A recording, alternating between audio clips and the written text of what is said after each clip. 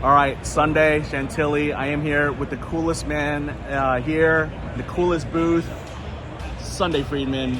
This is Eleanor, Brooklyn couple, power couple in the hobby. Let me say, I'm a Queens boy, and when I saw this card, I was like, you know what, Doc, I'm gonna have to get you. Custom card art from the 2022, what is it, right here, Spotlight? Yeah, that's right. This is yours, Spotlight right? 70 set, yeah. And so, there's a lot of these cards that are, card art is now being legitimized and slabbed up by the grading companies, right? Sure. And I am, like, congratulations with everything you do with Topps. Oh. He's got the Topps. Man, that was way too strong of a handshake for me. But, so... I'm a very sincere fellow. No, this guy, I've seen your stuff on Instagram. It's wonderful. I love card art. I've been a patron of some of your fellow card artists. And so, how did this all start for you? Like, painting, drawing. Look at that right here? top right corner there. I drew that when I was 12. Uh-huh. These 3 cards, 1, 2, 3. I drew those when I was 12 years old. But here are the originals right here. Yeah. So, I mean, that's basically the answer to my story. Okay. I drew this when I was 12. Topps turned it into a card last year. And then Oh, you got the back too. Did you put all the stats down? Yeah, I did. Oh my goodness. I've never seen the backs of these. Well, This- that's a drawing on an index card. That I That drew is when I was so 12. dope. So this is the original drawing. Okay. Topps turned it into a card. Part of the Nice. Spotlight 70 set. Nice. Right? So, I mean, you asked how long I've been doing it and how I started. That's how, by drawing cards when I was a kid at the kitchen table. I drew these before I even was following baseball. It was drawing cards that got me into the sport.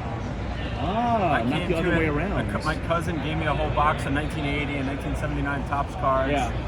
I didn't know anything about baseball really at that age, not so much. And I guess a year later, the Mets won the World Series. They did, yep. I grew up in Long Island, so I got kind of swept into it from Mets fever and from this box of baseball cards I was given.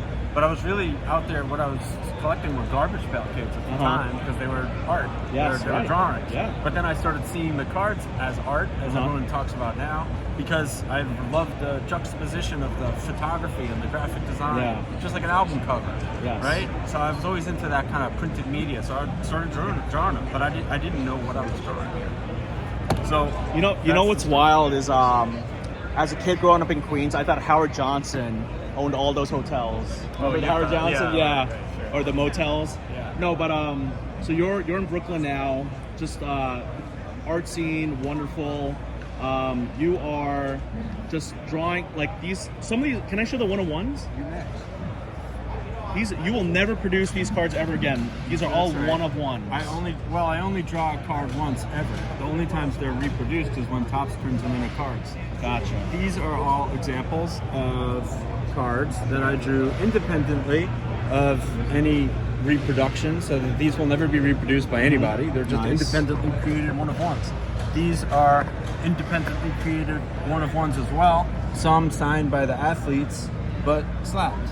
And that is a breakthrough because until this moment, original art wasn't eligible for slabbing. Yeah. So the fact that that's been embraced by the grading world has been great for not only the artists who are making this art, but most importantly for the collectors who are collecting original one-of-one art. Absolutely. There's no reason why it should be sort of excluded. Right. Let's make this a bigger hobby, include as much as we can, so people who have artistic sides can really get to enjoy the hobby as well. Yeah. Topps, I would love Fanatics to make art kits for kids to get them into this more, right? That's absolutely. Anything these companies can do to keep proliferating interest in art through cards and through and interest in sports through cards. I mean, it reaches. But anything that they can do, like Topps has been doing, to reach kids is a great thing. So I already told Andy this, or Sunday. I'm sorry, Sunday or Andy.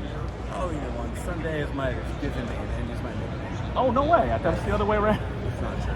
So, what I will say is, what I told Sunday before we started is that if he ever starts making more basketball cards, I'm in big trouble because basketball is my thing. These baseball pieces look beautiful. They don't connect to me like the Can you tell us the Star Jordan? You 1 of 1. Yeah. Star Jordan. What medium? What size? And how much you sell it for? Everything is ink and watercolor.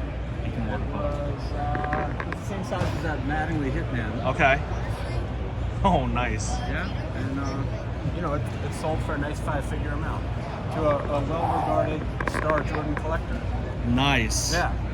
Well, you're doing some awesome stuff. I can't wait to see you in Tops and rip some of your wax. Thank you so much. My Really pleasure. appreciate it. Thank you. I appreciate it. 5 minutes.